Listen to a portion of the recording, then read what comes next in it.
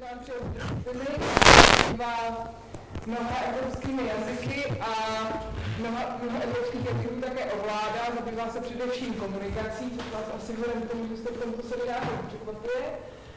A na dnešní seminář si pro nás připravil přednášku, která se bude věnovat reálné komunikaci v němčině, v ruštině i v jiných jazycích možná, takže já už nebudu ubírat čas. A dokonce i v češtině. V češtině? A přeji vám poznášející lingvistický zážitek. Já bych chtěl moc krát poděkovat za toto krásné pozvání, jednak samozřejmě naší kolegyni, paní doktorce Boženě Bednaříkové, ale také hlavně té velmi důležité osoby, která tady vlastně normálně učí. A jestli budu dneska špatně učit, tak to je její vina, protože mě jsem pozvala. OK, ale jinak všechno beru na sebe samozřejmě. Moc krát vám děkuji za pozvání a moc krát děkuji, že jste mě umožnila a za váš úvod. Moc milý a řekněme. Už to začíná. Nebudu zpívat, já vám můžu tady slíbit, že nebudu zpívat. To je už docela dobrý slib. Že bych taky mohl teoreticky, že já taky hraju na kytaru a trošku zpívám občas. Když nemám nic jiného na práci, což mě málo kdy naštěstí, že tak často nespívám. Nějak to už ale funguje. Ono se to tady vypnou. Halo, teď jsem to já. Takhle já mluvím normálně. Takhle já vždycky mluvím zcela normálně. Děkuji vám moc krát ještě za moc milý úvod a za pozvání a jsem moc rád, že jsem tady. Minulý rok jsem tady taky už jednou byl a tento rok taky vlastně, takže já už jsem tu, zase jsem tady. Čím to je, že tady pořád jsem. OK, to možná souvisí trošku s tím, že se chci dneska v dnešní, po té, co jsem až doposavat od té doby, co jsme tady, my jsme sem přijeli minulý týden a nejdřív jsem měl přednášky o biolingvistice a o minimalistickém programu a vývoji až do radikálního minimalismu, tak dneska nebudu dělat nic tak moc radikálního, ale přesto bych se chtěl pozastavit nad tím, co vlastně zatím jsem ještě nedělal. To ne, že bych to nedělal jako povoláním, to dělám už dlouho, pragmatiku, ale to byla vlastně ta část, kterou zatím jsem ještě které jsem se nedotkl, které jsem se ještě vlastně ve svých dosavadních přednáškách v tomto semestru ještě vůbec nedotýkal, nechtěl jsem se jich dotýkat, jelikož jsem se zabýval zatím jenom systémní lingvistikou. Dneska bych chtěl krátce na začátku jenom poukázat na vývoj tohoto směru lingvistiky, který je velmi důležitý, samozřejmě nejenom proto, že to je ten, řekněme, obor nebo ta část lingvistiky nebo jazykovědy, která se vlastně týká nás všech od samého začátku.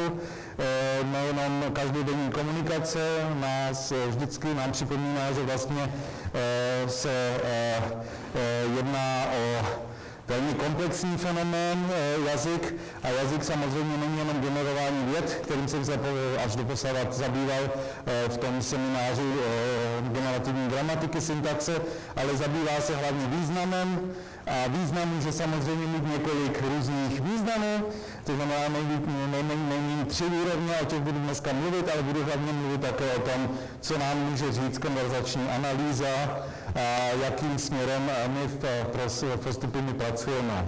A když říkám my, tak nemyslím jenom naši katedru slovanské jazykovědy, a nemyslím pouze náš ústav, ale myslím dokonce i celou fakultu filozofickou, a sice lingvistky a lingvisty v tomto pořadí, protože jsem člověk, který se také zabýval teorií zdvořilosti a dokonce někdy i jsem zdvořilý. To znamená, že ty ženy jsou tam u nás dokonce počtem nejenom známější, ale také jich je víc, těch lingvistek. Řekl bych hned na začátku, že náš hlavní obor, kterým se zabýváme jako společný jmenovatel veškerých lingvistů, to znamená tím chci říct germanistů, anglistů, romanistů, slavistů, i těch lidí, kteří nemají ani žádný jazyk, ale zajímají se třeba němčina jako cizí jazyk, to znamená, to je nový jazyk, který vzniká na základě jazyku migrantů.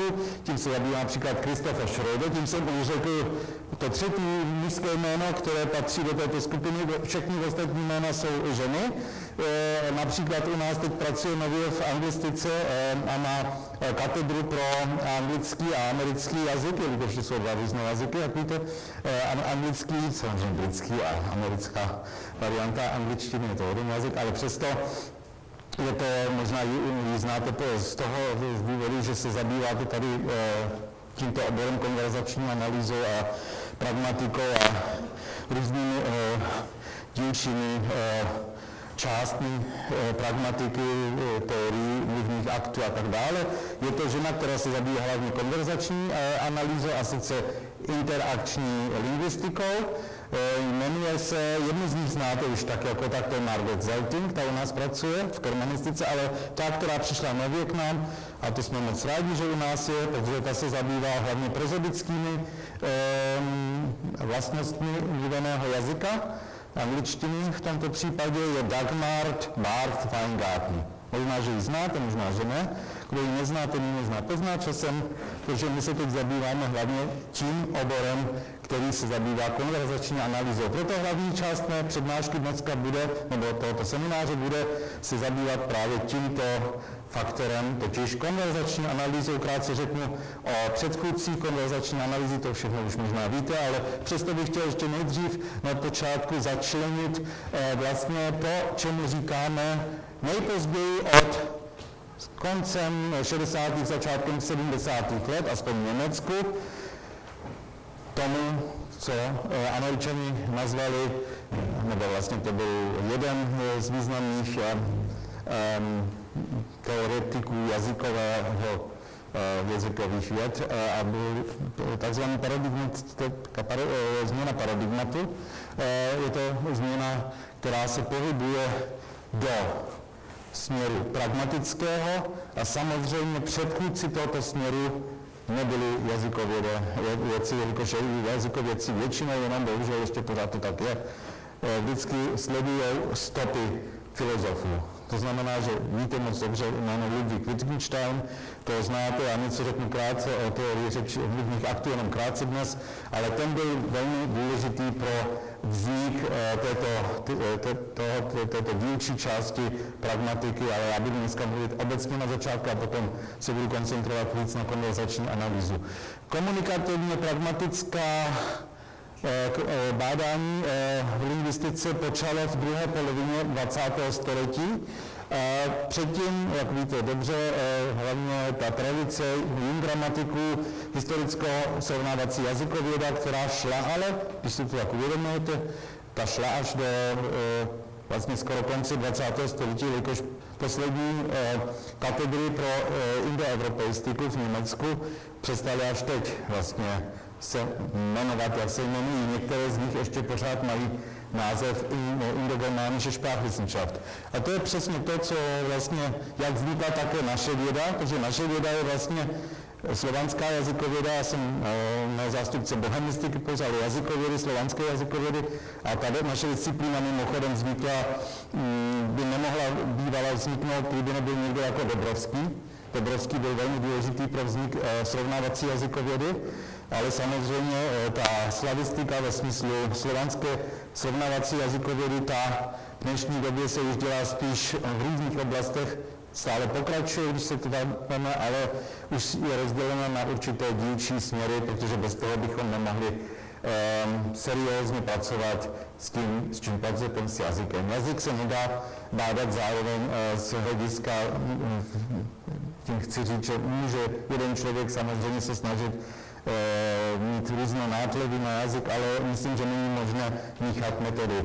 To znamená, pragmatická součást jazyka se týká jiných jevů a proto je důležité si vybavit ty rozdíly, než se začnete zabývat touto pragmatickou částí jazykovědy. Systémní strukturalistická jazykověda samozřejmě je spojena úzce v české prostředí s pražskou lingvistickým kroužkem, ale předtím ještě s de Saussurem a tak dále, o tom nebudu teď mluvit. Samozřejmě to byla velmi a je stále ještě pořád pro naši systémní lingvistiku velmi důležitá část bádání. Myslím, že tady v České republice i na Moravě jsem zrovna byl svědkem toho, jsem byl členem toho, ne členem, ale jako host jsem se směl vlastně účastnit jedné obhajoby disertační práce, která se zabývala teoretickou gramatikou Šalmjána, který byl jeden z nejdůležitějších zástupců takzvaného aplikovaného generativního modelu, ale ten se zakládal víc na strukturalistických základech než na generativistických základech. Co se týče aspoň jeho teoretických náhledů na jazyk. Takže to ještě pořád samozřejmě jde dál, ale řekl bych, že ty důležité samozřejmě rozdíly se dají zodpovědět následujícími otázkami. Vždy je důležitější, někdy je důležitější otázka než odpověď.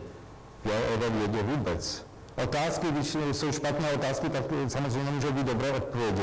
Když jsou dobré otázky, tak nemusí být ještě pořád správné odpovědi, ale je důležité, že tu otázku máme, že si ji stavíme, že se můžeme snažit nacházet nové cesty, jak bychom, nebo stezky, řekněme, abychom to řekli trošku skromněji, které musíme sledovat, abychom se do tohoto poznání, co je vlastně jazyk z různých hledisek a abychom tam dospěli. A samozřejmě to nemůžeme udělat, když máme na začátku špatnou otázku.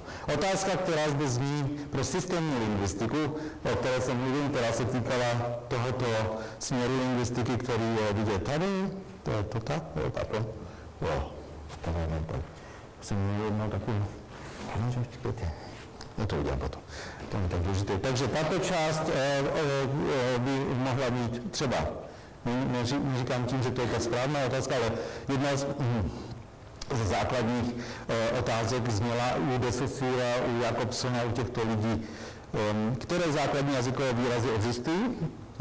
Zde většina badatelů, aspoň na začátku této strukturalistické disciplíny, se zabývalo otázkou, jak vypadají jazykové prostředky a ten náhled na toto, nebo analýza jazykových prostředků šla vždycky cestou semaziologickou, to znamená od formy k obsahu. To je velmi důležité vědět, jelikož existují v jazykovědě už dávno známé teorie, například Wilhelma Humboldta, který sice také mluví o vnitřní jazykové formě, ale co tím myslí je hlavně strukturovaný obsah. Když to tak řeknu, to je trošku zavádějící pojem forma, protože zde se jedná opravdu více o náhled onomaziologický, i když ten onomaziologický náhled, který se zase vztahuje na konceptuální stránku jazykového znaku, jak ten je stvárněn v různých kulturách, v různých jazycích, nejvyhrotivnější, řekl bych nejdůrazněji se to vyjadřuje v teorii Sapira-Whorfa, teoria relativity, ta vychází z toho, že jazyk je náhled na svět, že každá kultura má trošku jiný pohled na svět a jak tento náhled se potom stvárňuje v jazyce, to může být právě ta takzvaná vnitřní jazyková forma, to je také v důsledku velmi dobře popsal ve své knížce Wilhelm von Humboldt. Je to velmi dlouhý název, ale jmenuje se to Über die Verschiedenheit des menschlichen Sprachbaus unter besonderer Berücksichtigung der Sprache auf der Insel Java. Der Sprache Kavi auf der Insel Java. To Java je u nás motorka, ale tam je to ostrov, který se jmenuje Java a tam je jeden velmi zajímavý jazyk. Pro nás ezotérní skoro, že bychom dneska řekli, spíš volili bychom to slovo indogenní jazyk, to je moderní slovo, který se používá.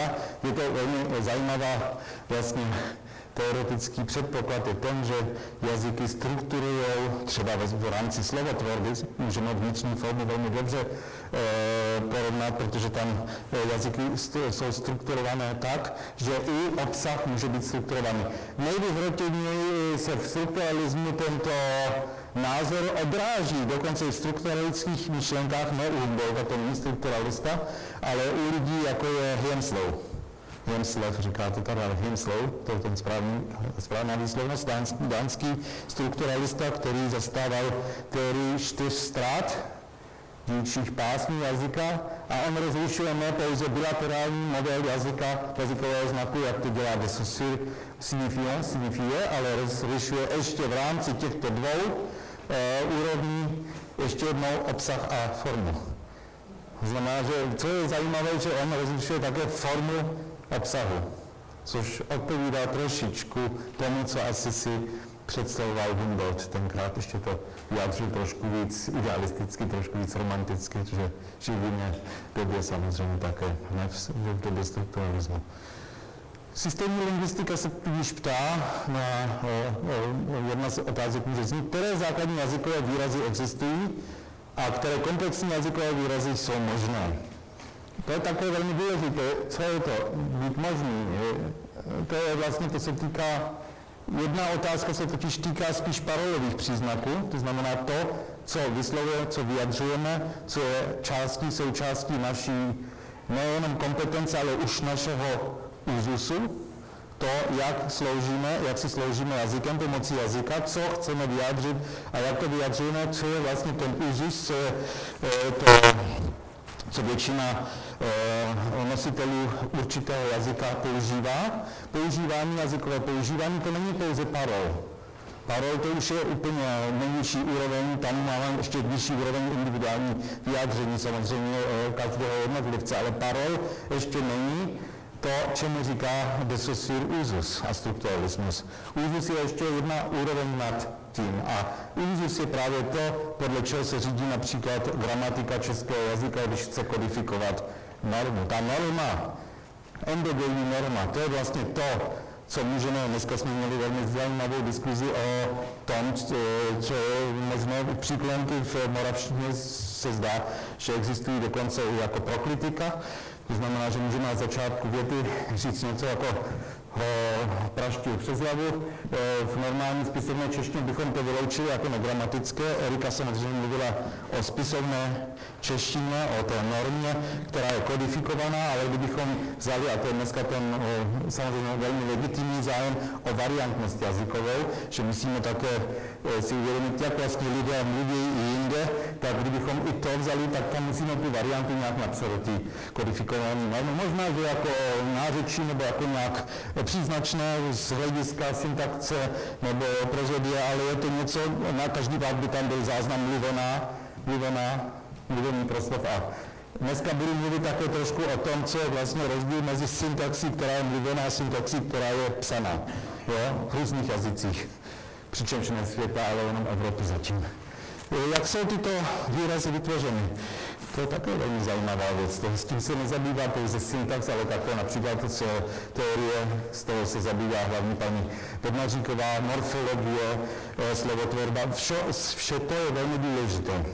A to bylo velmi dobře popsáno, když si uvědomí se, že tradice české, nebo československé, tenkrát ještě lingvistiky bez Dokulila, Miloše Dokulila, bez jeho teorie odvozování slov bychom neměli to.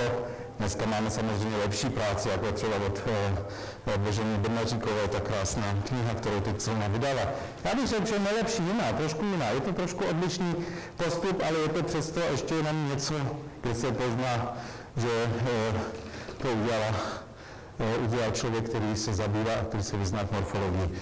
Co znamená abstraktně a bez odkazu na situaci tyto jednotky? To samozřejmě také důležitý rozdíl mezi pragmatickým pohledem na stránku jazykovou a systémní lingvistikou. Systémní lingvistika si vlastně klade hlavním, ten nejdůležitější vlastně je otázka, jak vypadá systém jazykový. Jak vypadá systém jazykový, jak bychom mohli získat tento systém. A víme sami všichni velmi dobře, že to je něco velmi abstraktního. Porovnáme to třeba s hrou, kdo hraje šachy, z vás, kdo umí hrát šachy, tak tam víte, že máte 1000 možností kombinací, ale některé jsou vyloučeny od samého začátku. Tak bychom si mohli představit jazykový systém.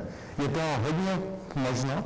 Ne všechno, co je možné, slyšíme a vidíme v korpusu, jelikož to je logické, ne? Když hrajete šach, tak taky nepoužíváte všechny možné systémy, možné pravidla, které existují v šachu, ale používáte, řídíte se podle těchto pravidel, proto je vždycky parol je zároveň něco, co je víc a co je méně. Ví proto, protože nikdy jeden a je ten samý člověk nevyjádří všechno, co má v hlavě, co může říct, ale zase trochu víc, protože vyjadřujeme i věci, které bychom neměli vyjadřovat. Nejenom prostá slova nebo takové výrazy, ale jde vlastně o tu syntax například. Takže to je zájem systémové lingvistiky, systémní lingvistiky je kompetence jazyková. Zájem pragmatiky a to, systémová lingvistika se zabývá abstraktními významy. Kořenský například popsal velmi dobře už před dávnou dobu něco jako vzorce, větné vzorce ze semantické báze. To je jeden příklad systémní lingvistiky, která počítá ale i se semantikou, ne pouze se syntaxí. To je například systémní názor. To, co vidíte ještě v mluvnici češtiny z roku 680, v části fonologie, morfologie i syntaxe, jsou sice odkazy na texty, na korpora, ale přesto vidíte velký rozdíl mezi touto mluvnicí, která přesto ještě snaží se induktivně vygeneralizovat hlavní pravidlo určitého jevu, jazykového jevu, na základě ne pouze těch textů, ale už deduktivně získaných pravidel. Například ta část, která se, dokonce i ta část, která se týká potom samozřejmě druhá věc, jak se pokračuje v textové části jako text, ale i koherence, kterou popsal velmi dobře Daneš, podle mého, i ta ukazuje na systémní úkazy textu. To není pouze jeden určitý text, který má individuální rysy, to musí abstrahovat od tohoto textu. A to je to, co právě i ta textová lingvistika dělá. Proto se tomu říká textová gramatika někdy i v některých oborech. Tím se dneska nebudeme zabývat, ale je to velmi důležité si ukázat, jak se odlišuje vlastně od té pragmatiky, od toho pragmatického pohledu na jazyk. Otázky systémní lingvistiky se, ne, že by se jako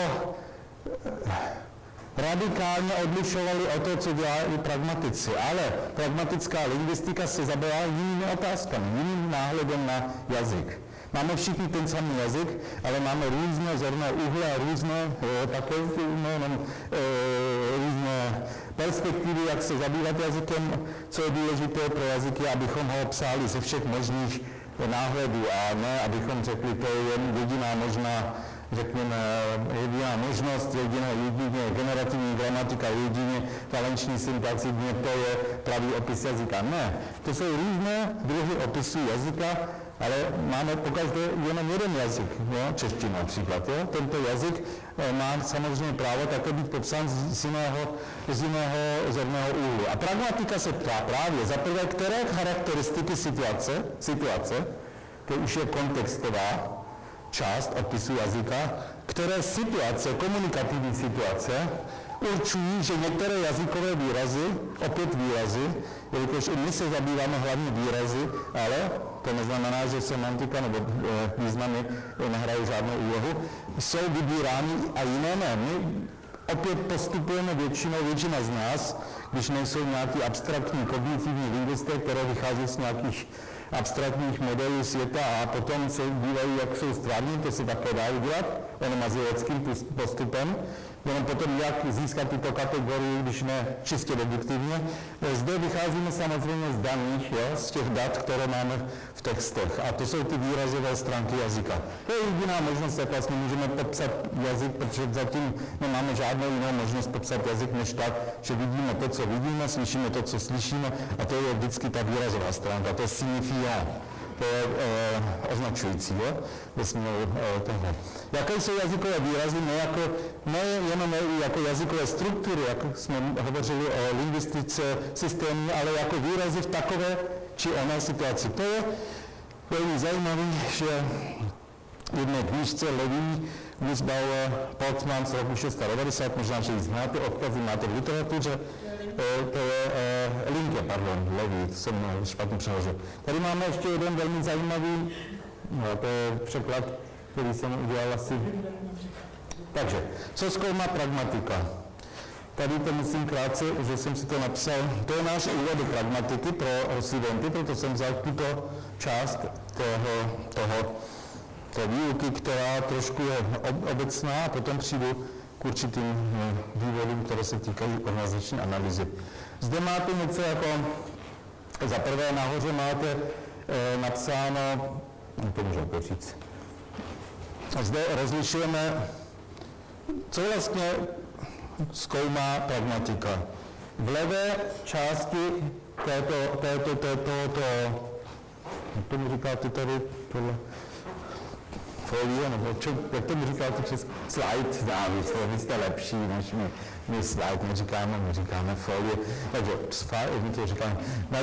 Zde máte něco jako v levé části máte vlastně semantické významy. Semantické významy je velmi obecné.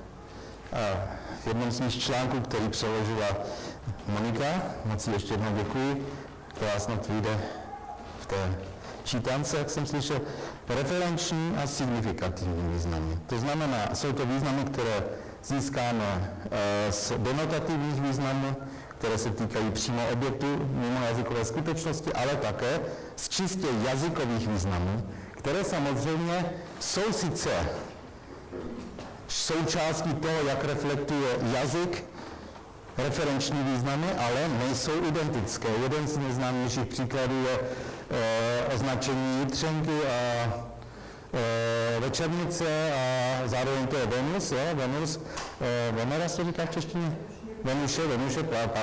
Venuše a samozřejmě víme, že to je ten samý objekt, ten objekt je mimojazyková skutečnost, jitřenka a večernice jsou různé perspektivy toho samého denotativního významu, ale jsou tam dva různé signifikativní významy jazykové, které ne v každém jazyce mohou být takto, nebo jsou takto vyjádřeny, i když v tomto případě to tak je. Další součást je používání jazykového znaku v určité situaci. Z toho vyvádíme potom už to, čemu tady říkáme, to přijde, to trvá, kontext. Kontext je velmi důležitý, také něco, co nikdo neví, co to vlastně je, protože někdo říká kontext, někdo říká kontext, někteří se snaží, zvláště to bylo v rámci textové lingvistiky Dressla, takový lidi se snažili vyjádřit rozdíl mezi kontextem a kontextem. Důležité, že si klademe opět ty správné otázky. To znamená, o co se jedná, nebo o koho v dané situaci, o čem tyto komunikanti nebo interlokutoři spolu mluví, kdo to vlastně je, komu, kdy, kde a proč. Proč je také zajímavé, proč je velmi zajímavé, proč někdy opomínáme, proč. To je něco, co samozřejmě velmi komplikované, že jak můžeme se podívat do hlav těch lidí, kteří mluví. Důležité je vlastně, jaký cíl sledují komunikanti, když mluví o určité věci, co tím chtějí říct, jak se říká. Plno jazykových významů nejsou zjevné z povrchové struktury výpovědi, protože já mluvím zde ne o větě, ale o výpovědi, ale jsou zjevné na základě buď předpokladů, prezupozic, nebo vývodů, implikatur. Rozlišujeme dvě různé úrovně implikatur, a je jich určitě víc, já nemám rád moc to slovo implikatura, vyvádění, provádění je lepší a vyvádění někdy u dětí je taky hezčí než implikatury, že jsou takový někdy strašně nedostupné, ale přesto rozlišujeme konvenční implikatury, jako když třeba řeknu vane ostrý vítr, to je konvenční implikatura, která mi říká, co to vyvolává ve mně, oblec se teple. Jo? To vane, jinak by je to normální výpověď. To neznamená, že to musí ještě něco implikovat, ale většinou vyvádíme z toho něco jiného, co neoznačuje pravý význam větný, ale co označuje něco, co z toho na základě větného významu vyvoláváme. OK, takže toto je implikatura na rozdíl od prezupozice předpokladu, o kterém teď nebudu mluvit, ale to je také důležitý. Teď se podíváme na ten rozdíl na základě určitých příkladů. Můžu to přeložit do češtiny, abyste tomu... Jsou tady také některé, většina žen, umějí vyzvětčit, je tam jeden muž, je tam ještě jeden muž, je tady pár mužů. OK, takže to není tak důležité, co vlastně tady chci vznik pragmatiky, jak to vzniklo, tento směr, které otázky jsme si zase dávali. Tady je jedna věta na začátku, ich wohne hier schon lange. Co tato věta říká bezkontextově? Vůbec nic. No a když něco o bydlení, já zde bydlím už dlouho. Kdybychom to chtěli spolu nějak analyzovat tuto větu, mohli bychom toto analyzovat kdybychom třeba našli nějaký lísteček přilepený na dveřích této místnosti, kde se určitě střídají učitelé a nespějí a nepřenocují tu. Nebo někdy se to může stát, jednou se to jednomu profesorovi slavistiky v Heidelbergu, nebudu mluvit o jménech, ale můžete si to představit, že to byl stalo, že jeho žena ho vyhodila, protože přišel nějak trošku moc pil s Ukrajinci na vodku a potom přišel domů, ona ho vyhodila a on musel přenocovat v semináři. Tak možná, že tam potom mi poslal nějaký dopis a řekl, ich wohne hier schon lange, ich möchte endlich nach Hause. Tady už žiju moc dlouho, až moc dlouho, chci domů. A ona to věděla samozřejmě, že ho vyhodila, takže věděla, kdo je ich, věděla, kdo je adresát, věděla, ona byla ten adresát, věděla, kdo vysílal tuto zprávu, věděla, kde se nachází tato osoba. Měla veškeré informace o tom, co se týká těchto takzvaných deistických elementů, to ego, hic, nunc. To znamená já, tady a teď. Veškeré proměny, nebo veškeré elementy, výrazové prostředky zastupují proměny, které se týkají času, místa, osoby. Mluvíme o takzvaných deistických elementech, které jsou velmi důležité pro každodenní komunikaci a my nepotřebujeme nikdy označit někoho jménem, když chceme být samozřejmě velmi slušní a jedná se o osobu, kterou ještě neznáme, tak je to docela nutné, abychom to jméno používali a dokonce i nějakou určitou formu adresy, ale zde, když máme třeba takovou situaci a mluvíme mezi sebou jako dva studenti, dvě studentky a někdo vám řekl, ich wohne hier schon lange, tak samozřejmě každý ví, jedná se o takzvanou face-to-face komunikaci, kdo je ich, že s ním komunikuje přímo, jak se říká face-to-face, česky taky face-to-face. Potom je před jeho domem, tak vidí, že to je jeho dům třeba, nebo jeho byt.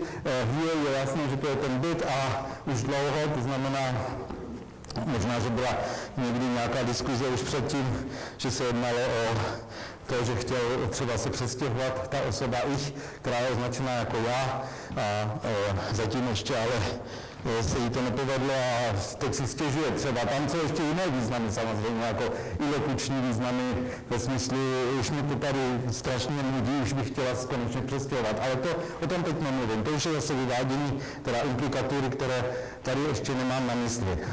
Další kategorie, kterou zabývá původně samozřejmě logiku, filozofii, ale zajímá to také komunikační lingvistiku, to znamená pragmatiku, je velmi zajímavá věta. Nendi finonoch drogi. Co tady v češtině by to bylo? Berete ještě stále drogy. V češtině berete je důležité. V češtině to musí být nedokovaný vid, který neexistuje v němčině, tam není vidový protiklad. Tady ten vidový protiklad je proto důležitý, protože má určitou prezupozici, a sice prezupozici, která se týká časového prostoru. To znamená, berete, znamená v češtině návyk. Návyk, to je vlastně nedokovaný vid přítomného času s kemerickým operátorem. To znamená, že zde se jedná o to, že tato osoba, které se ptáme, zdali bylo drogy, má návyk dát stále drogy. To je ta prezupozice této věty, to je předpoklad, který vyvádí, teda to není implikatura zde. Zde už na základě otázky, jo, můžeme přímo předpokládat, že tato osoba, které se ptáme, zdali bere drogy, asi už ty drogy brala. Kdybychom řekli něco jiného, v češtině můžeme zaměnit samozřejmě teoreticky, jelikož máme vidový protiklad, co se stane, když zaměníme nedokovaný vid s dokonavým videm. Vezmete si ještě třeba drogy? Co to znamená v češtině? To nepresuponuje, že tato osoba musela brát drogy. Na žádný pád. První příklad jo. Tam bychom z 80 až 90% pravděpodobností museli říct, nebo předpokládat, presuponovat, že tato osoba už bere drogy delší dobu. Ale vezměte si drogy, je nabídka jednoduše, já jsem tady člověk, který má drogy, Zkusil si to, možná, že ho svádím, možná, že ho chci svádět k nějakému brání drog, aby se s ním stal taky drogista, jak se říká v češtině, ale jak už jsem řekl, zde se jedná o prezupozici.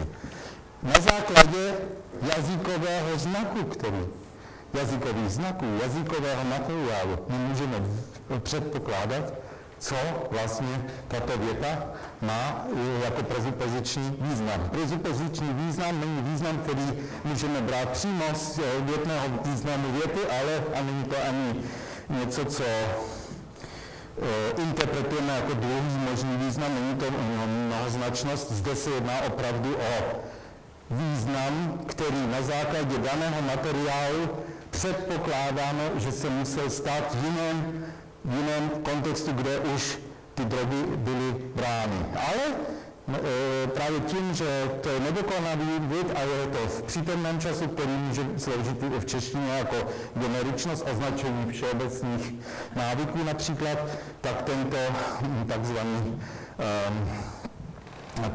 toto sloveso v češtině má tu možnost vyjádřit právě návyk určitý. Samozřejmě jméno, to vlastně to ještě navíc jako příslovce, které má dvě prezupozice, jednak, že to už delší dobu musel být případ, že X, P, a za druhé noh, to znamená, že dokonce tam je ještě prezupozice, že ten, který to říká, má určitý názor, zastává určitý názor. Možná, že bychom mohli zde dokonce, nevím, jestli to už není implikatura, ale mohla by to být nějaký taková konotace spíš, že ten mluvčí má určité stanovisko, zastává určité stanovisko, to už je možná přeinterpretované. Nevím, jestli bych to ještě označil prezupozicí. To znamená, že ta osoba, která se ptá, zastává negativní stanovisko na drogy. Kdyby to řekla, samozřejmě, kdybychom věděli, kdo to říká, tak bychom věděli okamžitě, že to tak je. Kdybychom věděli osobu, která, třeba matka svému synovi, ta by mi říká berete, ale když nebereš pořád ještě drogy, tak by bylo jasné, že to je vlastně ne pouze otázka, ale že se jedná o výčitku, o ilokuční výčitku. To ještě pořád si bereš ty drogy. Takovéhle věci můžeme samozřejmě znázornit o hodně jasněji. Roman Herzog byl dřívější prezident Německa. Mimochodem, zde se jedná o pro germanisty velmi důležitý úkaz, že my jsme měli dlouhou diskuzi. Mimochodem, jeden z mých kolegů se účastnil té diskuze o reformě ortografické normy němčiny. Zde se jednalo o to, zdali některé úkazy, které jsou velmi komplikované, se nedají zjednotit a náš jeden z mých kolegů, který tenkrát byl náš profesor pro germanistiku Peter Eisenberg, možná, že znáte jeho gramatiku němčiny, tak ten právě byl členem této komise a byl strašně měl názor trošku a potom odešel. Ale tady se jedná o výrok, který řekl Roman Herzog právě a jako znázornění toho, jaký je rozdíl mezi prezupozicí a implikaturou. No? Přičemž ještě neříkám, zda to je konvenční implikatura nebo konverzační. Já bych řekl, že se zde jedná o konverzační implikaturu. Roman Herzog řekl, já jsem se ještě nikdy nezabýval pravopisnou reformou a další. Já se zabývám pouze s důležitými věcmi, záležitostmi. Což samozřejmě zde už toho máte o hodně víc, než jenom, co by prezupozice potom mohla z toho vyčíst, ale zde máte navíc ještě názor mluvčího, který tvrdí, že se nikdy na otázku zdali, jaké stanovisko zaujímá, to jsem ještě měl říct, jaké stanovisko zaujímá to vůči 21. vydání Gudena, který má tu celou novou reformu. Od té doby píšeme například DAS jako konjunkci vedlejší věty, že píšeme s dvěma S a už ne s tím šarfes S a tak dále, takovéhle věci, tak on zde odpověděl tímto způsobem. Zde bych mluvil opravdu už o implikatuře, protože tato implikatura nejenom vyjadřuje, že jeho stanovisko je negativní vůči této reformě, že ji považuje jako čtenář Mimochodem Frankfurter Allgemeine Zeitung, která byla proti této reformě, Frankfurter Allgemeine, myslím, solidní a velmi konzervativní, jsou konzervativní noviny, ale on zde zastává jednoznačně negativní stanovisko. To už je implikatura vlastně ani už moc, ale ta implikatura spočívá v té části věty, která by řekla něco jako parafrázou s takovými blbostmi se nezabývám, já jsem proti tomu. To je ta implikatura, ne, že by se, on sám říká, že se nezabývá těmito věcmi, ale to je ta implikatura, je ta část, která říká, já jsem proti. No, to samozřejmě se dá dokonce i v němčině z toho vyčíst. To je z Maybauera, znáte možná tu práci z roku 1990. OK, teď přecházím do další části pragmatiky, která se zabývá, to všechno je znázornění, ne pouze různých terminologických, doufám, že teď už větších jasností než nejasností, ale to jsou ty součásti pragmatiky, kterými se mimo jiné zajímá pragmatika. A z pragmatika samozřejmě se zabývá hlavně na jejím počátku začala vlastně teorie řečových nebo mluvních aktů, kterou ty jména nemusím teď uvádět, Austin, Searle a tak dále. Měli jste tady jednu z nejvýznamnějších, když ne vůbec ty nejvýznamnější, a ještě částečně máte, ještě tady učí. Bez té bych taky se sem nedostal, protože já jsem už v té době, kdy ještě Milada Hiršová byla součástí, oficiální součástí této univerzity, a teď už tady učí ještě dál, ale už je na jiné univerzitě, tak jsem tady také už působil jako host občas. My se známe velmi dobře. Ona například napsala článek o řečových mluvních aktech v naší knize, která teď vyšel druhý díl, proto o tom mluvím, Slavic Languages. Slavic Languages, nejklužší kniha, kterou si dovedu představit, která zatím existuje, opisu. Jsou to dva díly. První díl, kde ona má velkou kapitolu o mluvních aktech v angličtině, ale jsou tam takové české příklady, napsala Milada Hiršová, že je to jedna z nejlepších specialistek, myslím, této teorie. Takže tady máme příklady pro jednu a tutéž větu, která na základě různých příznačných nebo méně příznačných výrazových prostředků signalizuje různé druhy ilokučních aktů. Peter spielt Ball je výpověď, spielt Peter Ball je otázka, spielt den Ball Peter je rozkaz nebo vybídnutí, spíše bych řekl. To znamená, pragmatika vlastně se snaží uzavřít vzniklou mezeru těch disciplín, které se touto části nezabývaly, to znamená systémní lingvistika se zabývá pragmatikou, dokonce Chomsky pokládá pragmatiku za něco ne čistě jazykového, co se netýká jazyka, to se týká vlastně více chování, a jelikož to je samozřejmě konzekventní, že to on z jeho hlediska stanoviska odmítá, protože on přeci zaujal jednoznačné stanovisko vůči pozici, jaká součást jazykové schopnosti patří do gramatiky a jaká jinam, jelikož kritizoval behavioristy a hlavně teda největší jeho nepřítel v té době, když začala jeho generativní gramatika a syntax, byl hlavně Skinner. A Skinner byl behaviorist. A behavioristy samozřejmě ty zajímá zase řečové jednání nebo takové dimenze, s kterými se zabývá pragmatika. Ta otázka, zdali pragmatika je něco vrozeného, nebo zdali pragmatika je naučena, o tom nebudeme dnes mluvit, ale je to samozřejmě velmi zajímavá otázka. Jelikož Jaikendorf, například Jaikendorf, který se stal čím dál tím větším nepřítelem Chomského, nebo Chomsky jeho nepřítelem, jelikož zastává trošku jiné stanovisko. Jaikendorf například dokonce uvažuje, že součástí lidské kognitivní přírody člověka je třeba i morálka. No, on má jednu velmi dobrou přednášku, která se týká morálního chování se, a to je morálka je samozřejmě něco, co sice známe z Bible a potom z zákonů, a my se teď s tím hodně zabýváme, jelikož já se zabývám v tomto semestru takzvanou forenzní lingvistikou, to znamená jazyk a právo, je můj seminář, taky se tím zabývám proto, protože se v tom nevyznám, a je mi to velmi důležité, abych se dozvěděl, jak můžu třeba zjistit, když mi někdo lže nebo ne. To vždycky, když člověk to potřebuje, jak se tím začne zabývat, protože to sám se v tom nevyzná. Tady máte různé semiotické takové trošku populární vědecké znázornění toho, co vlastně Peirce trošku, znáte určitě jeho semiotickou teorii, mohli bychom ještě vlastně jmenovat Morris a Peirce se většinou uvádí jako nejdůležitější zastanci. Tak tady máte vlastně to, čím se vlastně pragmatika musí také zabývat, ne pouze jazykovými prostředky, ale hlavně tím, co se týká nás, kteří používají tyto jazykové prostředky. To znamená na straně mluvčího a posluchatele, kteří mohou být ti sami, protože v tom okamžiku, když začnu mluvit, tak také si poslouchám, abych ověřil, co říkám.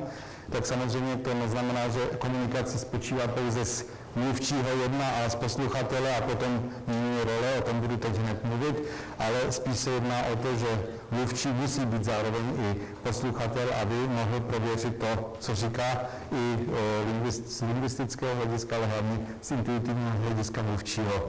Jeho pragmatické schopnosti se týkají ale také jiných úrovní. Pragmatická dimenze se týká hlavně poměru znaku, jazykového znaku a používatelů jazykového znaku. O tom už mluvil také například Austin, když říkal how to do things with words. Jak děláme věci, situace, věci pomocí slov. To je doslovný překlad, ale samozřejmě víme, co tím chceme říci. Jaké jazykové výrazy musíme použít pro vyjádření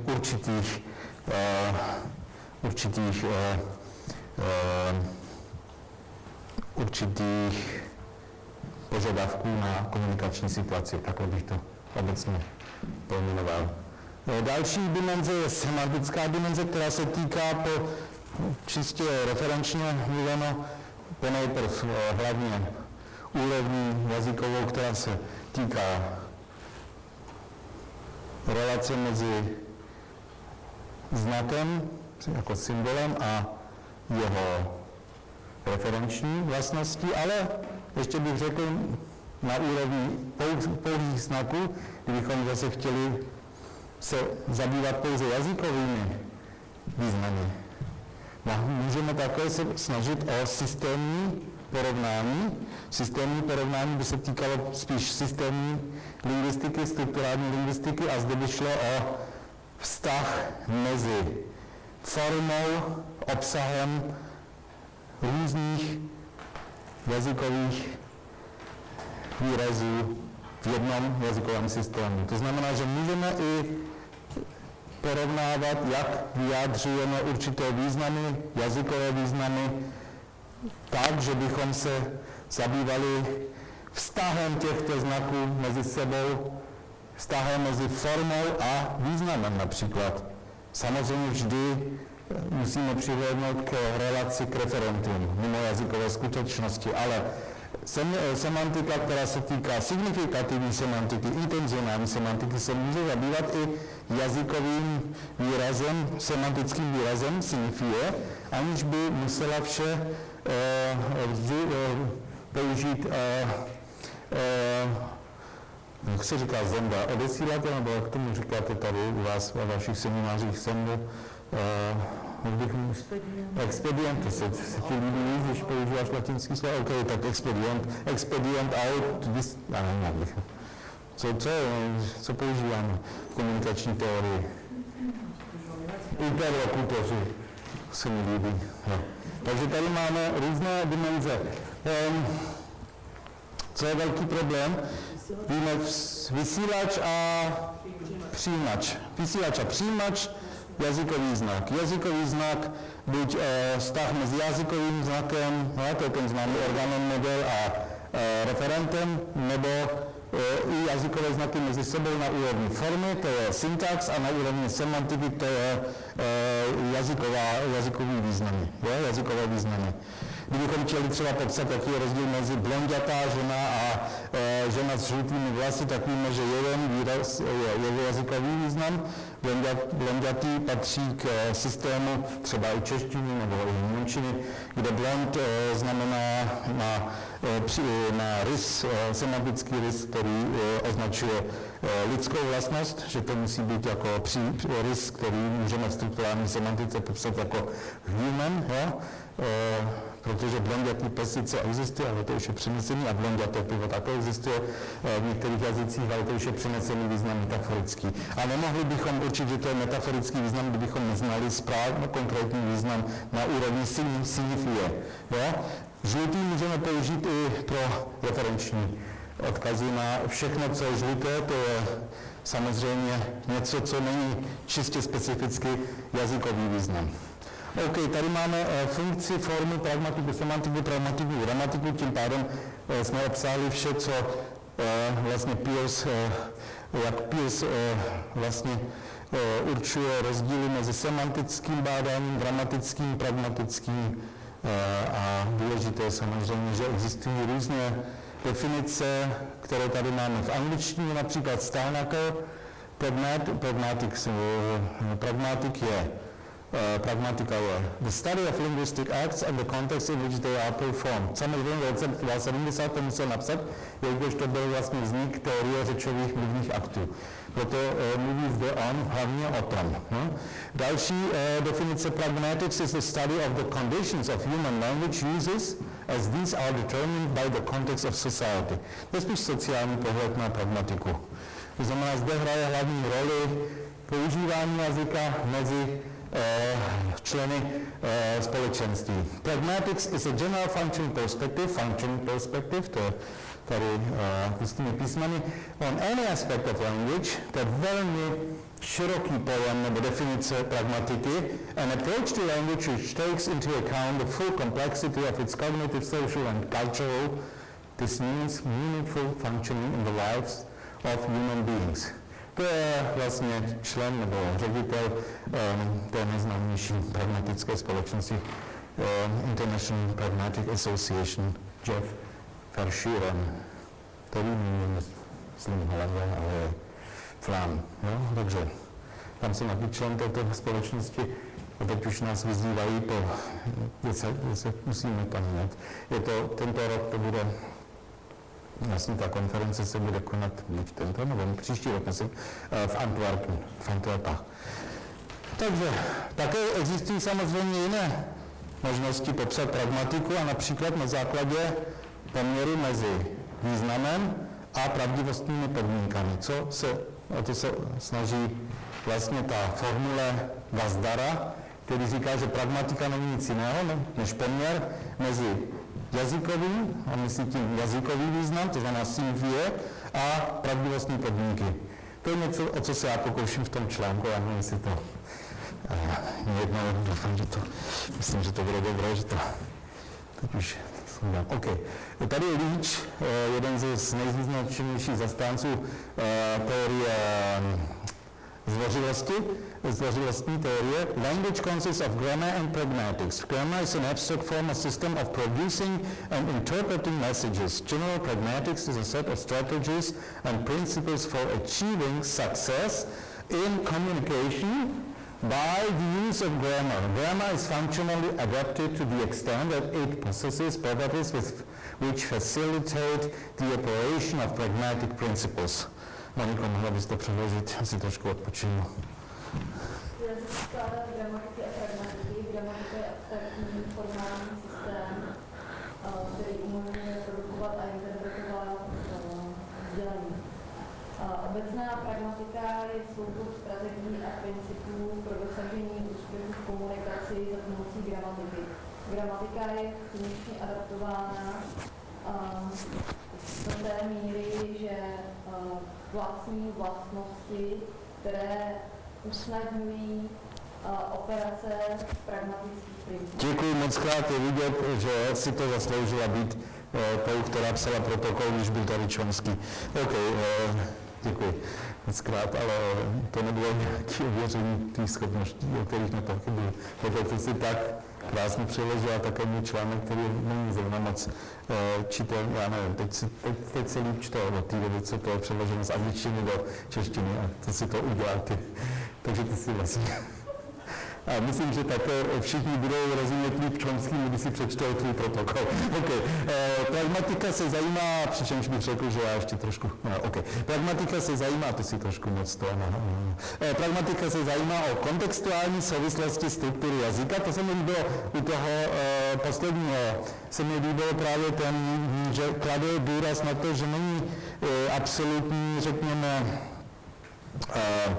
něco, že to by bylo taky frustrující si uvědomit. Teď jsem se celou dobu zabýval v tom mém studiu systémní lingvistikou, teď přijdu do pragmatiky a už to je úplně jiná země. Jsem v cizině, vůbec už nevím, co teď budu dělat něco úplně jiného a tam to mě není na potřebu. Naopak, zde se vidí, že obě úrovně popisu jsou velmi důležité a každá z nich slouží jiným cílům, ale zabývá se pokaždé strukturou jazyka. Jo? Takže bez těch jazykových prostředků nemůžeme se ani bavit o funkcích těchto jazykových prostředků, jelikož někdy funkce nemůžeme vyčíst pouze z významu.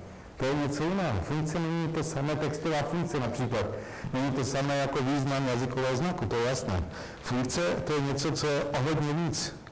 Jo, to je o hodně víc, to je něco, co vlastně musíme funkce můžeme až potom zjistit, když víme, jak ten kontext je zapojen do toho používání toho jazykového znaku. Kontextem nemyslím pouze mini kontext, to znamená mikrokontext, ale i střední úroveň konverzace, hlavně tam ty makroparametry. Tak teď přicházím k té mikroúrovni, nejdřív analýza konverzace, conversation analysis, víte jak sami, že to je etnometeorologická analýza, která vznikla vlastně začátkem 70. let v Americe, hlavní centra byly centra v Kalifornii, což je hezká věc, protože tam se dá dobře pracovat. Hlavní zástupce tohoto byli žáci Garfinkela, byl to Jeffrey Sachs a Emanuel Šeglov, který ještě žije, ale Sachs už dávno nežije, bohužel velmi mladý ještě zemřel. Já jsem zrovna byl v Itálii na dovolení a tam jsem, teda teď ne zrovna, ale v tomto roce, a tam jsem se vážně dozvěděl víc o sexu, o tom hlavě sexu, jak důležitý byl pro veškeré kategorie, které používá v konverzační analýze, protože on je vlastně uvedl. Ne Emanuel Šeglov, ale hlavně ten. Je taková tlustá kniha, která vlastně on potom později to všechno ještě opisoval a napsal to velmi dobře, ale ten nejvíc záznamů máme od hlavy takhle tlustá kniha, to je Emanuel Šeglov a Gail Jefferson. Potom ještě k tomuto patří další anglicky mluvící badatelé Charles Goodwin, John Heritage, kterého jsem málem dostal, a já ho znám, protože ho znám z roku 690, kdy Ústav aplikované a formální lingvistiky, nevím, proč oni to dělali. Oni měli totiž konferenci, byl to Ústav jazyka českého, byla to Hofmanova, tak to je jasné, proč to dělali. Olga Millerová, Jana Hofmanova organizovali konferenci, která potom vyšla také jako sborník Dialog analýze, Wintermar Tübingen, kde máme články, oba máme, on má lepší článek, o turn taking, střídání mluvčí. A tam taky v tom samém sborníku. A takže on mě znal a my máme teď také jednu konferenci, workshop, který bude v listopadu, začátkem listopadu, a pozvali jsme tam Petra Auera, který nám odmítl, poté jsem se snažil získat Johna Heritage, který okamžitě řekl, že přijel. Jenom ta krátká doba rozdílu mezi časem hned odpověděl, že by rád přijel, ale bohužel už v listopadu má plnit to, ale příště přijede. Nevím, kdy bude příště, ale na každý pád přijede. To je jedno, hlavně, že tam bude jednou. Analýza rozhovoru vznikla v roce 60 už v kontextu Ethnomethodological Sociology ve Spojených státech. Bylo to sociologové vlastně. První dva zástupci disciplíny Harry Sachs a Emanuel Šeglov byli oba žáci Harolda Garfinkela, zakladatele etnometodologie. To už všechno znáte. Spolu s Gail Jeffersonem, který se později přidal k ním, jsou mezi zakladateli oblasti výzkumu a mohou být považovány za výsledek etnometodologického výzkumného programu na téma jazykové. OK, to nebudu to všechno říkat, to všechno víte. důležité pro českou konverzační analýzu je, že terminus technicus konverzace se netýká pouze toho, čemu říká Millerová a Hofmannová konverzace, to znamená taková ta nepřinucená rozmluva mezi jinými nebo nějaká party, ale je to ten širší pojem toho, čemu my říkáme tady možná, jak tomu říkáte vy tady v češtině. Budeme říkat taky konverzace, zmíníme zkrátka terminologii, tento širší pojem v smyslu. Dá to víceméně každodenně, proto to také vzniklo tak u Hofmannové, že oni vlastně se týkají vlastně promluv neinstitučních, ale hlavně každodenních promluv. Praktické principy analýzy rozhovoru je za prvé zaznamenávat přesně to, co slyšíme, přepsat jako transkripty, takzvané přepisy. To jsou původně pouze mluvené údaje, to je právě novum, dokonce i teorie řečových nebo mluvních aktů se většinou zabývala psanými texty a nepoužívala mluvené projevy, ještě zde je poprvé to, co do té doby ještě tak nebylo rozšířené a nebylo to uznáváno, a následně analyzovat. Tady máme jeden příklad pro ruštinu. Nemusíte mít strach, já vám to nebudu tady předvádět, protože za prvé nemáme tady přípoj na zvuk a za druhé já vám to přečtu jednoduše. Důležité je tady jako vidět, že toto je například příklad pro to, co už jsem tady dělal minulý rok. To je příklad pro jediný zatím největší korpus aspoň mluveného ruského jazyka, který má na starost tým, dost velký tým na státní univerzita Sankt Petersburg, jak se říká český to není Petrohrad, protože to je ten jiný, to je jiný město, které existovalo už Sankt Petersburg se říká, jo? Sankt Petersburg, řeknu rusky. A je tam například Asimovič, který bohužel zemřel nedávno, hodně lidí zemřelo mezi tím, ale tato část týmu, dneska bych řekl, důležité postavy jsou tam Táňa Šerstínová, Olga Brunová, ty popisují vlastně pouze záznamy každodenní promluvy v libovolných prostředích, je to i na ulici někdy. Ti, kteří se baví, po asi tak 5 minutách většinou zapomenou, že mám malý přístroj u sebe, většinou se to potom zapomenou. Je to problém samozřejmě ten známý paradoxem takzvaného sebepozorování. Ten tam neexistuje, jelikož asi po 5 minutách zapomenou, že vlastně se nahrávají, což byla pozitivní zpráva, nejenom, že jsem to věděl od nich, ale od mé doktorantky Thielemanové, Nadine Thielemann, dělala to samé s ukrajinskými ženami, s polskými ženami a s ruskými ženami ve své disertaci.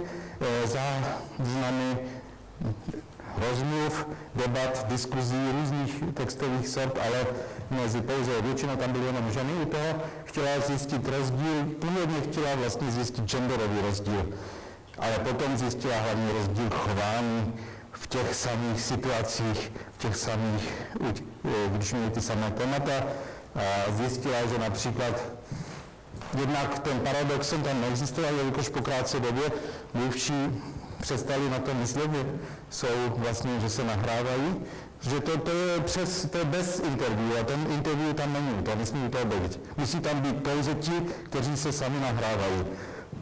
A zajímavé věci zjistila. Samozřejmě nereprezentativní, jelikož se jedná o ženy Polska, ženy Ruska a ženy Ukrajiny, ale ty skupiny těch žen tam zjistila velmi význačné rozdíly v těch promluvách, jak se chovají, jaké verbální prostředky používají a jak se to reflektuje vlastně to jazykové chování v tom sociálním chování.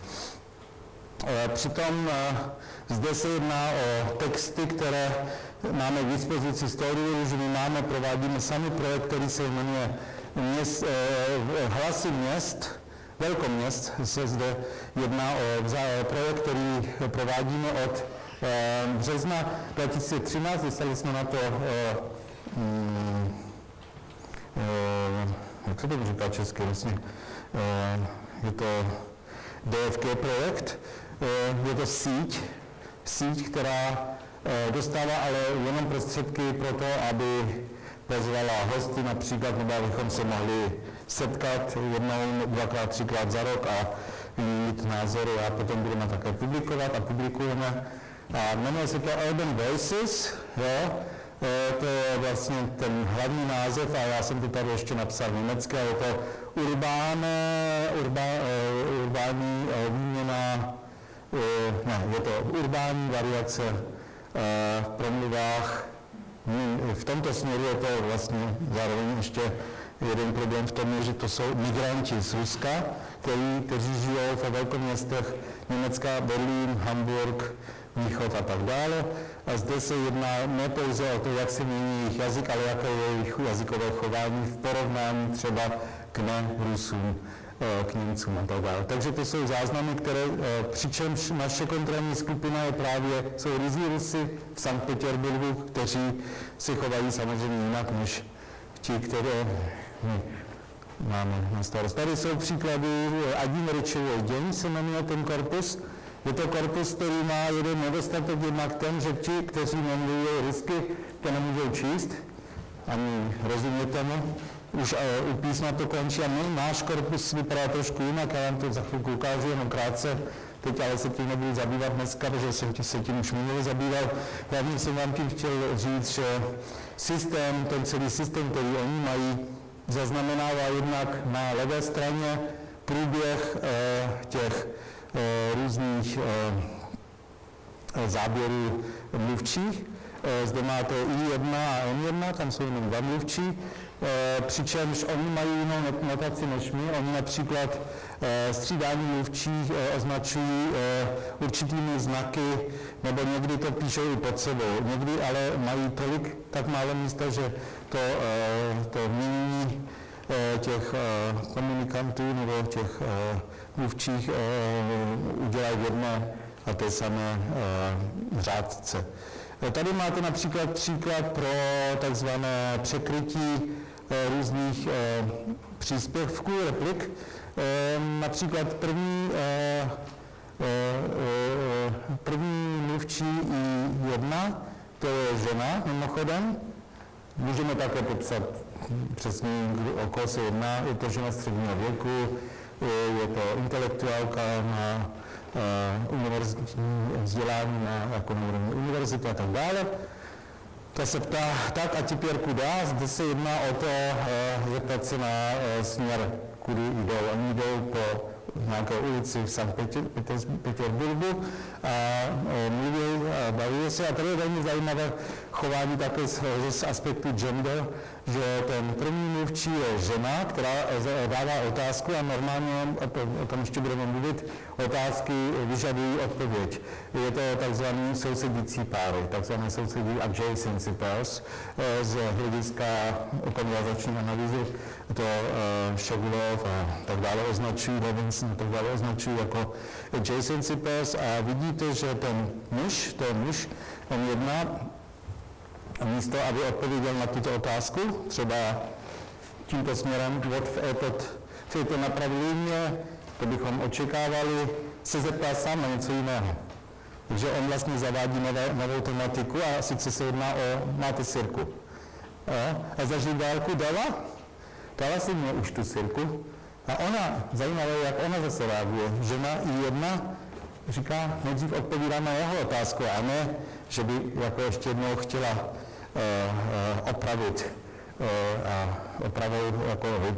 opravovat svou vlastní otázku nebo ji říct ještě jiným výraznějším, řekněme, jinými prostředky, aby jí on konečně odpověděl na její první otázku, tak ona nejdřív odpoví na jeho otázku, dá, u mě v karmáně, dokonce říká, kde je přesně.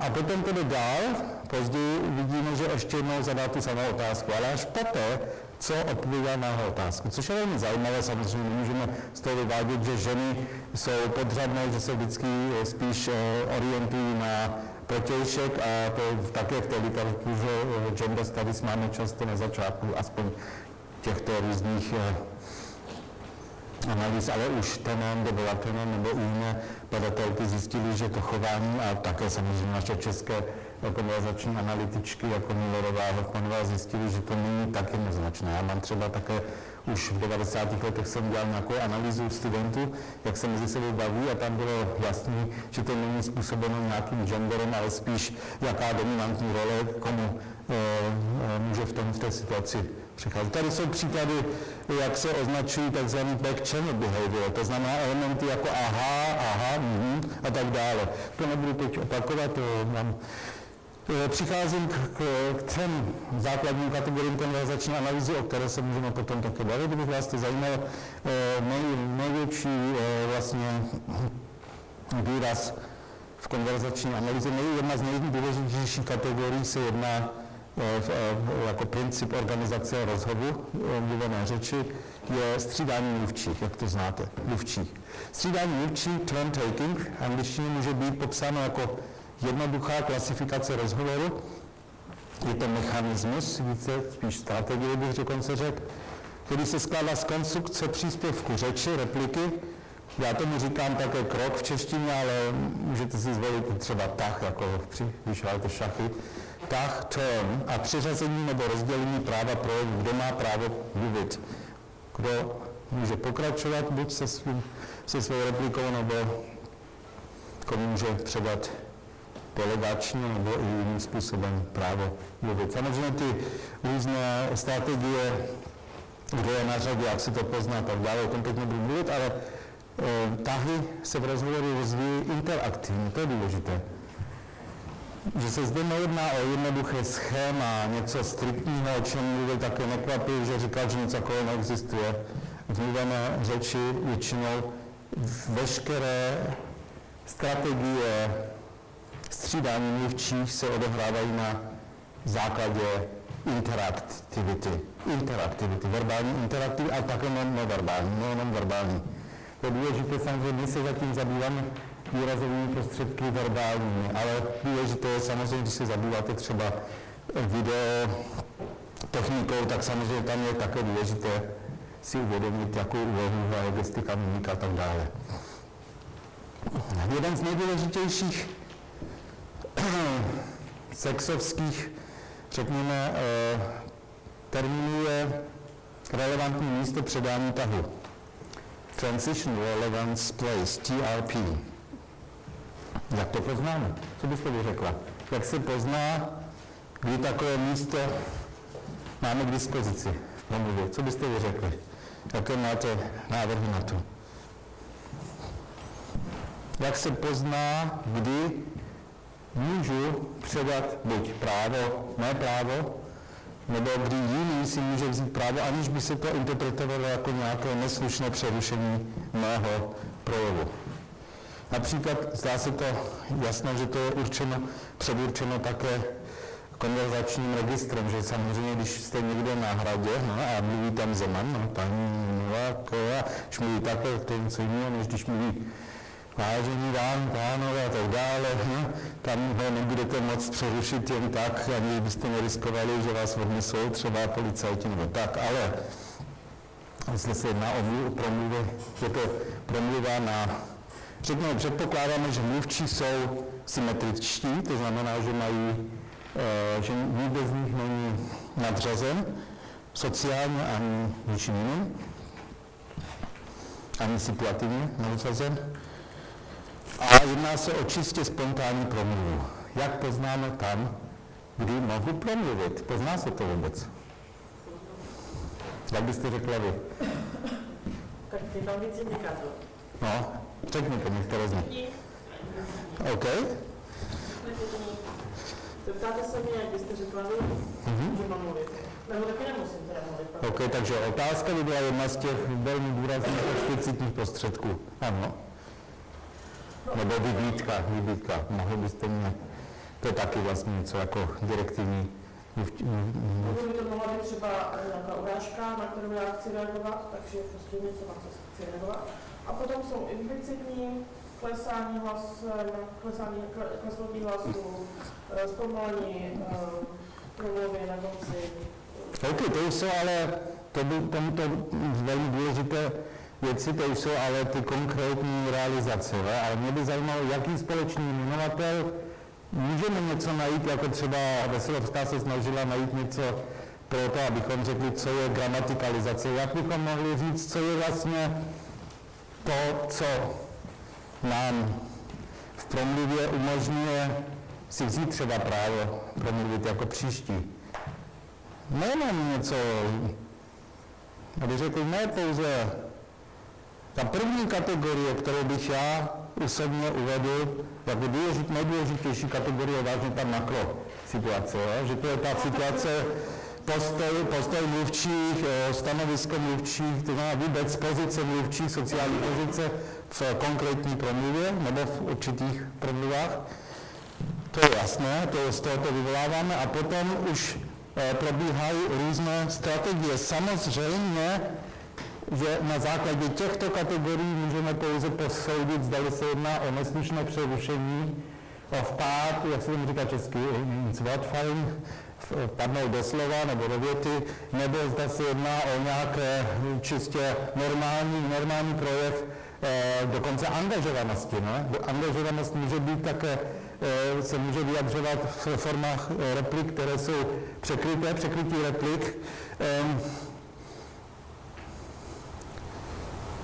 Samozřejmě ten jednoduché to je na úrovni určitých konvenčních registrů, to znamená, tomu říkám promluvové registry, jako Gesprächsregister, nám říkám už teď ani textová zhotovka, tak mluvíme zde o projevech, mluvených projevech, to znamená, jsou to vlastně určité už konvenčně zadané postupy jednání, které se vyjadřují i verbálně.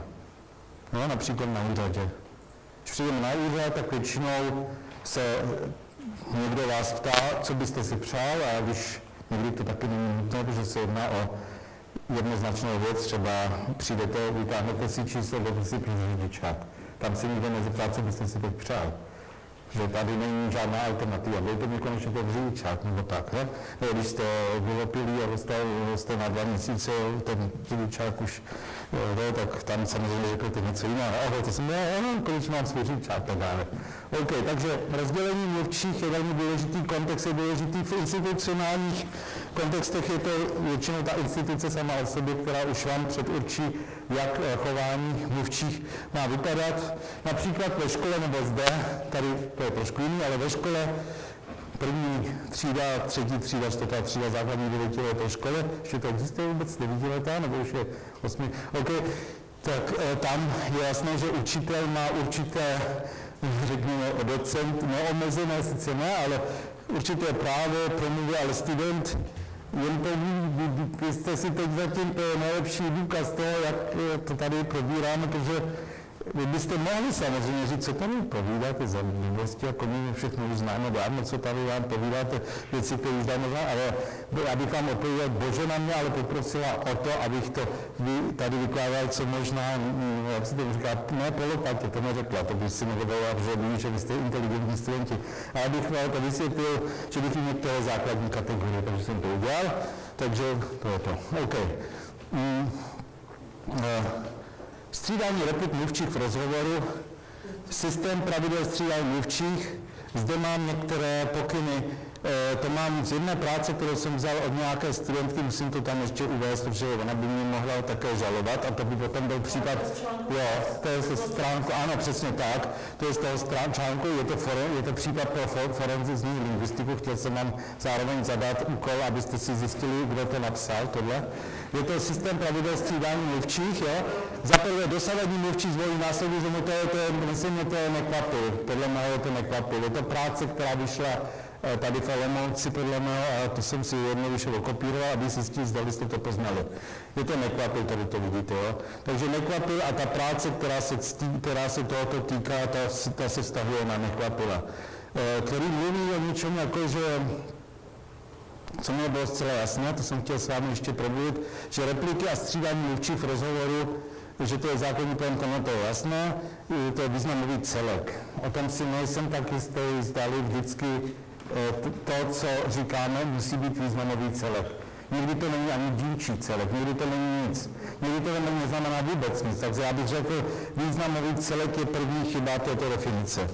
OK, z toho důvodu, že máme plno elementů v promluvě, které nemají, buď zdánlivě nemají význam, nebo mají jinou funkci než významovou, mají čistě strukturující funkci. Například A nebo I na začátku no, teď já už skončím, ale jenom krátce ještě řeknu. Další věci, které jsou velmi důležité, jsou, to je taky nekvapil, k replikám se pojí jeden důležitý pojem konverzační analýzy střídání replik. Jedná se o systém pravidel, kterým se vůči během rozhovoru řídí, a to víme. Ta otázka, jestli se opravdu ještě řídí. Já to schválně tady cituji, abych trošku konfrontoval vaší vědu v České republice, kterou se možná neřídíte ani tady. Také je to recipováno v té diplomové práci té paní, kterou uvádím na konci, která je vaše kommilitonka možná a z pedagogické fakulty na univerzitě tady v Olomouci. Tam mi byla velmi důležitá ta práce, protože jsem viděl, co vy tady všechno opakujete, co mluví někdo, já znám, nekvapila dobře, ale tohle je částečně věc, kterou bych nezdílel, ten jeho názor ve všech směrech to nezdílím. Jsou tam některé věci, které bych nezdílel. Co to znamená, že to má zajistit to, aby v jednu chvíli hovořil jen jeden mluvčí, to je výjimka, že hlavně v každodenním rozhovoru zjistili jste už, vy jste asi jiný typ než já pořád kecám, já mluvím s mojí ženou, ona mluví, my mluvíme na překážku, ale zjistil jsem, že jsem to potom nahrával, potom přišla do toho ještě Božena, to postupujeme a ta nás, ne, že by nás přerušovala, my jsme si notovali, tomu se říká notovací vzájemně, no? Vy znáte ten příklad židovské školy, což znamená v češtině židovská škola, to není nic antisemitického, že my to máme doma, jo? My neříkáme, že Židi mluví jenom tak, ale jsou velmi většinou, říkáme, že to je angažovanost taková. Například, mimochodem, Deborah Tennant, která je sama židovka, popsala tento styl jako angažovanost. Jo, to je mezi newyorskými Židy, neexistuje jiný druh výměny než nesystematický. Očividně nesystematický. Zdá se nám se zdá, že je nesystematický, oni si s tím umí poradit. Že v židovské škole každý zná svý vlastní pravidla. Každý rozhovor, každý žánr, každý registr má svá vlastní pravidla. To je to, co Erika dneska říkala ve své přednášce o kritikách. Nemůžeme, bohužel máme snažíme se jako vědci, nebo i studenti, kteří chtějí se stát nějakými objektivními znalci určitých jazykových jevů, analyzovat to, samozřejmě naše tendence všechno generalizovat, většinou vyhraje nad pečlivou analýzou určitých rozhovorů. To je důležité. Zjistit, co je vlastně specifické pro určité druhy rozhovorů a promluv mezi určitými interaktantami. To je zajímavé popsat něco takového a zjistit nová pravidla. A ne se řídit podle nějakého schématu, jako třeba Chomsky, který vychází z toho, že univerzální gramaty je angličtina plus čeština možná, že ještě méně. My vycházíme z toho, že projevy mají svá pravidla, každý projev má, ne každý jednotlivý projev jednotlivce, ale o čem mluvím já, jsou registry a styly promluvených situací. A tady máme například jedno takové pravidlo může vypadat takto, to je jedna z těch prací, kterou jsem ještě v 90. letech, to jsem ještě tenkrát měl ten zájem říct, co může být a co nemůže být a co můžeme před. Může mít také vlastně něco jako je konverzace třeba o určitého stylu, například přemlouvání. Přemlouvání je můj speciální makroakt, který u nás jsem nazval makroakt přemlouvání, to se mi strašně líbí. Přemlouvání je strašně důležitý v životě.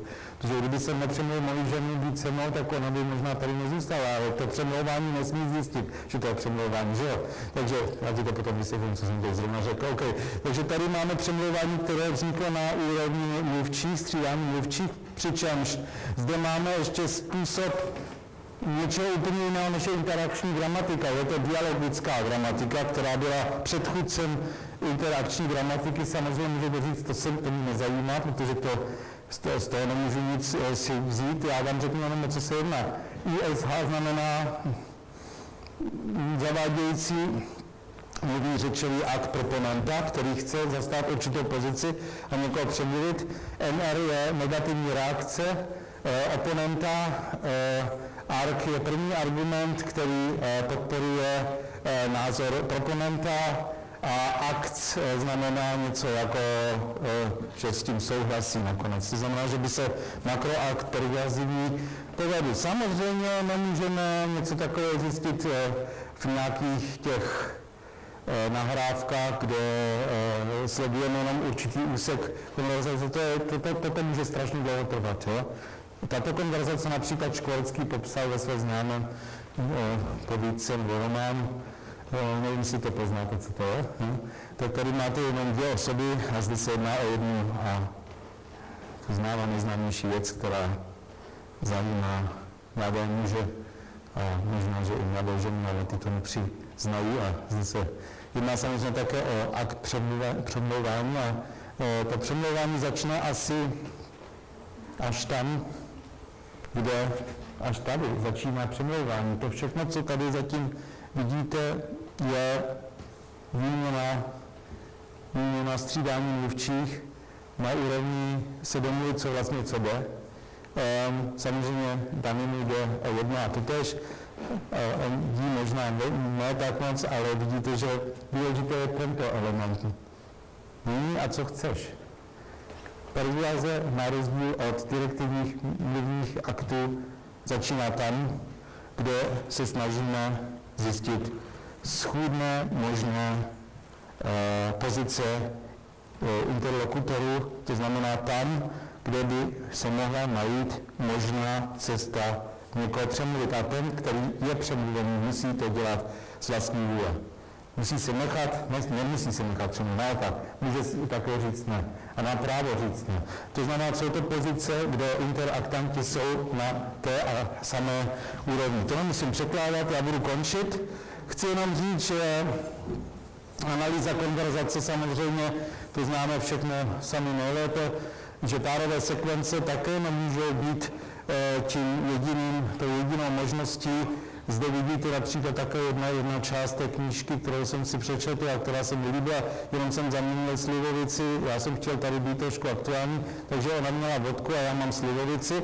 Můžu dostat láhev slivovice, už vám bylo 18, ne, pak nemůžete. Tady je přepraví to, čemu já říkám v nedialogické gramatice takzvaná ne vsuvka, jak se říká jinak, někdy se říká, že to je něco, co není přímá odpověď na první repliku, ale zde se jedná o nepřímý řečový akt, protože už vám bylo 18 neznamená, že se ptám pouze na věk, ale na ten věk se ptám, že chci zjistit, zdali má právo vůbec ten nápoj ode mě dostat, když jsem prodavač alkoholických nápojů. Zde máme ještě pár takových sekvencí, které jsou důležité pro konverzační analýzu. Tady mám takzvané presekvence, které jsou také zajímavé proto, že presekvence vlastně slouží k tomu, abychom zajistili vlastně, o čem bude řeč. Jo? Teď nebudu tady vlastně, tady je důležité, nejdůležitější ten nejmenší element why. Jo? Až ten why začíná vlastně připravovat tu pravou promluvu. Tady se jedná o to, že mluvčí A říká hi John, how are you doing? So what are you doing? Co děláš? Well, we're going out. Why? A tady začíná teprve uvádění vlastní promluvy. Na otázku why ukazuje, že pozná, že se jedná o prepozvání jako takové a proto se ptá dál. Další presekvence můžete mít třeba tady, to je zase z té knížky, kterou jsem si přečet, když jsem to tady dal. Do you have the Blackberry jam? Yes, okay. Can I have half a pin? Then sure. Máte Blackberry jam? Ano, dobře, mohu tedy mít půl litru? Jasně. OK, tak to jsou takzvané presekvence. Potom opravy, tím jsem se já hodně zabýval. Jak všichni víme, můžeme se stát, že nechápeme svého interlokutora, to může vést k nedorozumění, mluvčí se může spést, špatně se vyjádřit, přiřeknout se, ale v všech těchto případech jsou nutné opravy. Tyto opravy mohou být provedeny na různých místech, různými způsoby. Já se opravuju tím, že jsem už přetáhl. Moje oprava spočívá v tom se vám omluvit, že mluvím moc dlouho, ale tady máte ty různé kategorie, které můžu potom předat a můžete si to přečíst doma, protože to je v češtině. Zde je rušení, trouble source, následující zahání opravy a tak dále. Rozliším 4 možné druhy oprav. Já jsem o tom v jednom článku pojednával, který on neví. Tady máme jiné příklady pro opravy různého druhu. Tady je takzvaná vlastní oprava z vlastní iniciativy, self-initiated repair. Všechno se to vztahuje na práci Šeglofa v tomto případě. OK, tady mám další příklady nového článku, kde se snažím, to jsem už minule o tom mluvil, a teď jsem trochu rozvedl, poukázat na to, že opravy nejsou pouze opravy, ale opravy jsou někdy vyvolány překrytím. A překrytí může být různého rodu a samozřejmě překrytí nemusí vždycky způsobit opravy a opravy nemusí vždycky být ovlivněny překrytí.